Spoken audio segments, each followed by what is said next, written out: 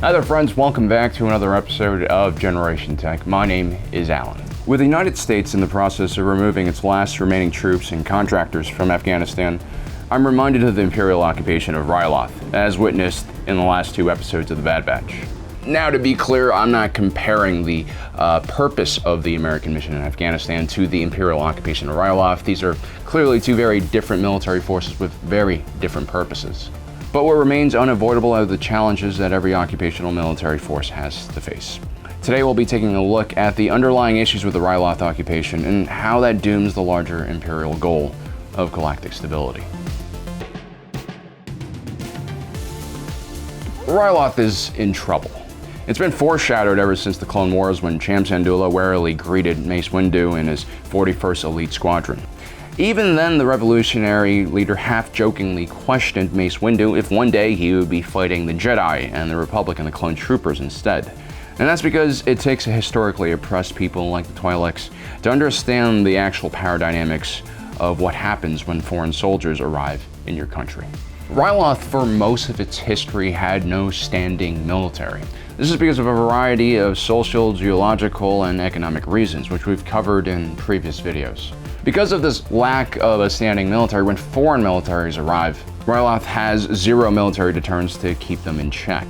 And so when Cham Syndulla agrees to ally his resistance fighters with the Grand Army of the Republic, he's also inviting the JAR onto his planet with no real way to make sure they'll do as they promise. Power parity here is completely missing. Things are very imbalanced. The Twi'leks here have to believe that the JAR will just self-regulate and leave when they're finished with their mission, whatever it is. Now, the other half of this relationship, which is troubling, is the Twi'leks' lack of a central government. The population centers outside of the capital city of Lesu are scattered and completely isolated from one another.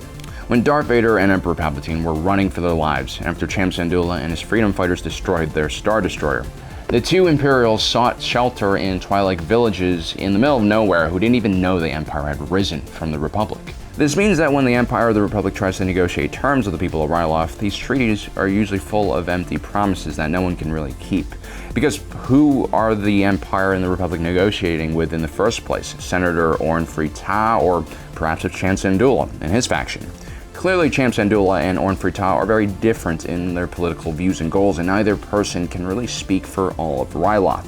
And that's because Ryloth is not a unified planet with one central government. With the US withdrawal in Afghanistan, we've managed to create a friendly government that is aligned with normal Western standards for human rights and law and order. But the government in Kabul is not accepted by every Afghani. And the second largest political force in the country, the Taliban, are completely incompatible with the Kabul government and Western standards. They want women covered up and chained to the kitchen. And so peace talks with the Taliban have really yielded uncertain results. The same problem exists in the Palestinian territories. Israel has a functioning government that holds authority to speak on behalf of its people, but the Palestinian territories' central government is far weaker, with the Fatah party in charge of the West Bank, Hamas in Gaza, along with the actual tribal leaders that are really in control of the local areas. There have been major peace talks in the region in which Israel has agreed to give up settlements and share control over Jerusalem, but not even famed Palestinian leader Yasser Arafat could maintain control over the various Palestinian militant factions. So a lack of a strong central government means you have a lack of a negotiating partner, and it's for this reason that the Republic and the Empire tried to build exactly that on Ryloth. The Republic realized that without a strong Twi'lek government and military, they would need to maintain a permanent garrison on Ryloth to keep it safe from separatist invasions. The Empire realized if Ryloth didn't have a strong central government, then the planet would just become a hotbed for anti-imperial activity. It would also jeopardize the mining operations they planned on building. But nation building is a lot harder than it sounds, especially when you're not even local. The United States found this out the hard way in Vietnam, Iraq, Afghanistan, and many other places. It becomes increasingly harder to nation build when there is also free press and media exposing every crime that occupying foreign troops are undoubtedly going to commit. And these small moments become the rallying call for any opposition of this nation building process. Managing a military force is like running an organization. There's a leader and they must create a goal and strategy for the entire organization. There also needs to be a set of shared values and standards that the leader of the military must pass down to the management or officers who then pass it down to the actual employees or enlisted soldiers. Now, no military force on Earth or in the galaxy, including the Empire, has persecuting and executing innocent civilians in their founding doctrine. But incompetent management of the military can lead to very terrible consequences. Militaries not equipped to handle the job at hand are more likely to commit war crimes and other atrocities. Canadian soldiers during World War I were commonly used as shock troopers against the Germans on the Western Front. They were also famous for executing surrendered German prisoners. Now, one could attribute this to just the natural bloodthirstiness of our northern neighbors, as seen in popular Canadian actors like Seth Rogen and Ryan Gosling. The Canadians were famous for carrying out night trench raids on German positions with hellish homemade melee weapons. Canadian units also refused to observe the famous Christmas truces, which were held up by most European soldiers who exchanged foods and cigarettes with opposing armies. There are many crazy and sensational theories on why the Canadians executed so many prisoners, but the main reason most likely is because there was no heavily enforced policy for prison taking amongst the Canadian troops at the time. This was pre-Geneva Convention, and the Canadian Army was relatively small compared to their British and even American counterparts. More importantly, it was also a logistical nightmare to guard and feed prisoners, especially when your own troops were running low on rations. The Canadians were also constantly fighting on the front lines, and there was a lot of confusion in these areas, so you could hardly blame the individual soldier. This most likely was a logistical and leadership problem. Although it's not widely spoken of, the Rebel Alliance Army and Special Forces were also ruthless against Imperial troops during the Mid-Rhine Offensive, especially when it came to the treatment of stormtroopers. The Rebel Alliance also had a huge issue with logistics and support. Each infantry unit was more or less on their own and had to source their own transportation, food, weapons, and munitions. It was actually very common for Rebel Alliance troops to hold, recruitment amongst the civilian populace after they've liberated a planet from the Empire. War crimes were committed on both sides of the Galactic Civil War. When it came to stormtroopers, they were extremely disciplined and also supplied and funded, at least before the Battle of Endor. Their issue when it came to treatment of rebel fighters stemmed directly from the Empire's refusal to acknowledge the rebels as legal combatants.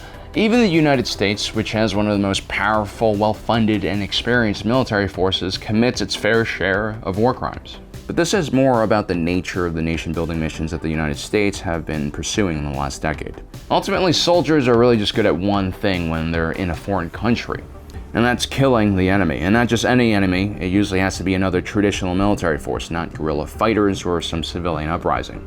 And soldiers wear uniforms, and they bring weapons everywhere they go. The message they send is clear through their appearance. These men are selected for their physical attributes and skills with weapons, and not for their nation-building talents or ability to understand the complicated local dynamics and culture. Sure, you could give your clone troopers some training in Twilight culture and art to better understand and connect with the locals, but during the Clone Wars, most clone trooper units were being shifted from one front to another. They hardly had enough time to rest, let alone get any serious cultural training beyond your usual mission briefing. And the Empire definitely didn't care about cultures or lesser races. The point is, soldiers are not ideal for nation-building missions. I mean, they can be used for short-term peacekeeping operations, but nation-building is more of a longer process, one that could take multiple generations to carry out. You need, instead, specialized security forces that can also do community outreach and handle day-to-day problems, aka, you need a police force. They can protect the nation-building process, but at the same time not look like a foreign occupying military. Police forces are also equipped and trained very differently from the military. Police carry far more non-lethal options and are trained to show restraint. What lethal weapons they do have are not as visible and also not as powerful. The amount of ammunition they carry is also pretty limited. Even elite SWAT units, which are more heavily armed, don't carry anything close to a soldier's combat load. So, as the Empire, you could be rebuilding schools and infrastructure and mining facilities in order to help a struggling planet. But at the end of the day, when you bring soldiers to a foreign place, you're sending a very visible and threatening message, no matter what your leader's intentions actually are. When the Allied powers occupied Germany and Japan post-World War II, they found societies that already had a national identity, along with the belief in law and order and government institutions. We actually take this for granted in a more developed country like the United States. Shared cultural values and beliefs, like the belief in a tax system, are what actually keep the country stable, much more than guns and tanks. Despite what many freedom-loving Americans think, we actually have an extraordinarily strong central government here in America, and a very healthy set of shared cultural values that allow the government to function smoothly. We also have a very disciplined society, which is heavily rule-based. In countries with a less mature democracy, the election cycle between Obama to Trump to Biden could have spelled disaster for the country and potentially even collapsed the democracy that we all love and cherish. But at very important points, key individuals put country and system before individual political preferences, and this is very important. The fear of a strong government and totalitarianism is valid, especially in stable societies, but so is the fear of weak government that can lead to complete chaos and anarchy. In the Star Wars galaxy, you have a wide range of planets with different types of governments and social structures as well. The Mandalorians, for instance, are very disciplined people who are more or less used to the institutions of government. They expect to pay taxes and in return get services like security and education. The Twi'leks on Ryloth, who live in tribal communities unconnected to Lesu's central government, are going to have to adapt and change if a strong planetary government is established. Maybe they'll have to register their speeder now or pay taxes on revenue they earn from selling spice or other produce. This could really piss off a lot of Twi'leks. I mean, it's going to take a lot of patience and education to kind of make this thing work. The Empire's strategy of forced compliance to the use of Star Destroyers and Stormtroopers will essentially create a million Vietnams and Afghanistans throughout the galaxy.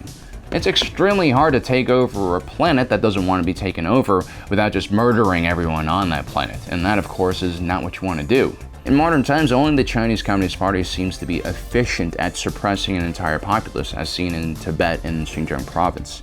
Their strategy is to assimilate and destroy the local culture and flood the area with the ethnic majority in the country, the Han people. The costs of such projects are quite high and include complete control of everyday lives of the local residents. There are police booths and machine gun nests at every corner, and an impressive surveillance camera system using advanced AI facial recognition technology that can register every person's movement. Those who disobey are sent into massive work camps. Simply put, it's neither economically feasible or beneficial for society for the Empire to pursue this strategy across the entire galaxy. This is ultimately why the flawed Tarkin Doctrine was devised. Moff Tarkin saw just how much manpower the occupation of one planet took and realized this strategy could not be replicated on a galactic scale. His idea of forced compliance through fear, though, was equally as misguided. Good governance is really the only solution to creating a truly stable society.